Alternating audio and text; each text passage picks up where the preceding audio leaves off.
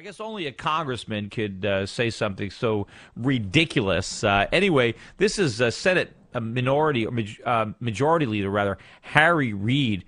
He's actually saying that it's a myth that wealthy people create jobs, that this is not true, that it's just a myth that's being propagated by the Republicans. So who does Harry Reid thinks create all the jobs? I mean, the poor people?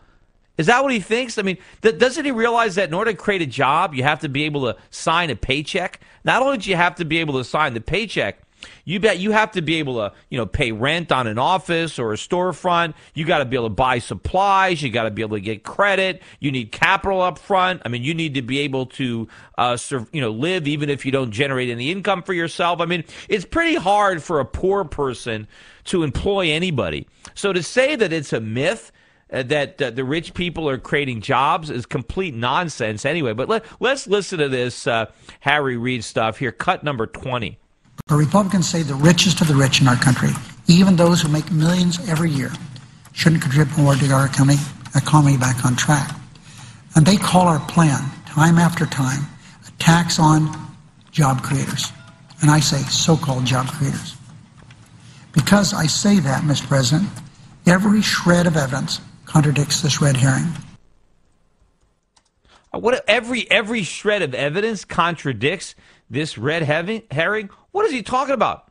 What evidence is he talking about? That people that make millions of dollars don't create jobs? I mean, what is it? I mean, I create jobs. I mean, I know I'm here. I know I'm not a myth. I'm not an illusion. I employ people. I mean, I'm here. I mean, I'm pretty easy to find. And, of course, there are a lot more people like me. I mean, who is he kidding? Listen to this. He continues. Then I'm going to comment at here, cut 21.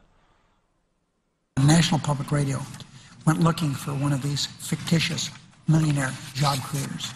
A reporter reached out to the business groups, the anti-tax lobby, and Republicans in Congress, hoping to interview one of these millionaires.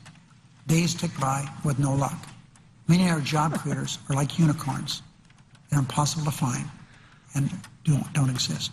That's because only a tiny fraction of people making more than $1 million, probably less than 1%, are actually small business owners. And only a tiny fraction of that tiny fraction is a traditional job creator.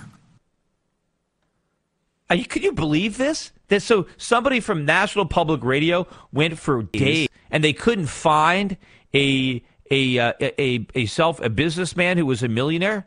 I mean, what are they, crazy? I mean, you can just go in a phone book.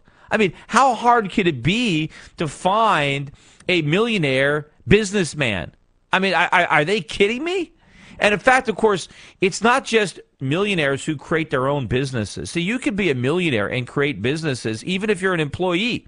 Right? Let's assume that you're a doctor and you're employed and you're not even self-employed and you're making decent money and you're a millionaire because you have an investment portfolio. Your investment portfolio is creating jobs. I recently got a call from a client of mine who wanted to know if I was interested in investing in his venture fund.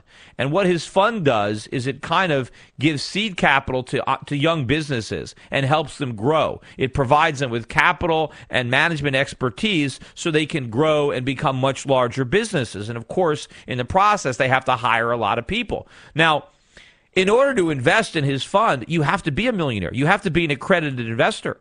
You can't even invest unless you're a millionaire.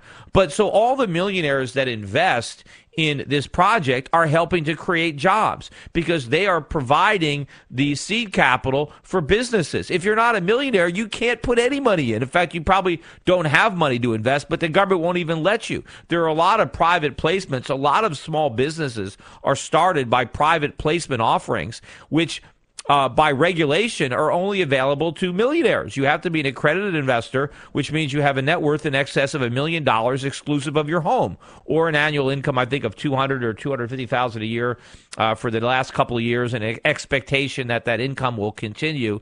But to say that it's a myth that the rich people create jobs? I mean, come on. I mean, how can he say that and still be a member of Congress? I mean, were there any Republicans up there? I mean, just contradicting that? I mean, this is just a bold-faced lie. I'd like to talk to that NPR reporter who had such a hard time finding the mythical millionaire job creator who Harry Reid said is like a unicorn. I mean, there are no unicorns. So is he saying there are no millionaires who create any jobs at all? So who creates all the jobs? I guess, is it the billionaires? Well, I guess it's not them.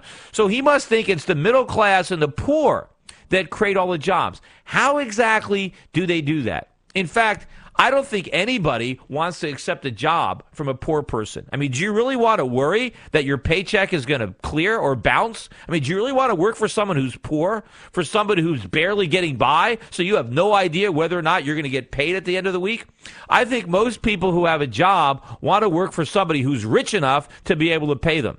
Rich enough to be able to pay them, even if they have a temporary slowdown in their business, even if they're losing money, that they can still afford to keep the lights on and keep the checks coming. You know, you can't do that if you're poor. You can't even do that if you're in the middle class. But yes, there are some middle class people that have small businesses. But believe me, if you've got a big payroll, you got to be at least a millionaire. Otherwise, I can't even imagine the stress that you would live with it.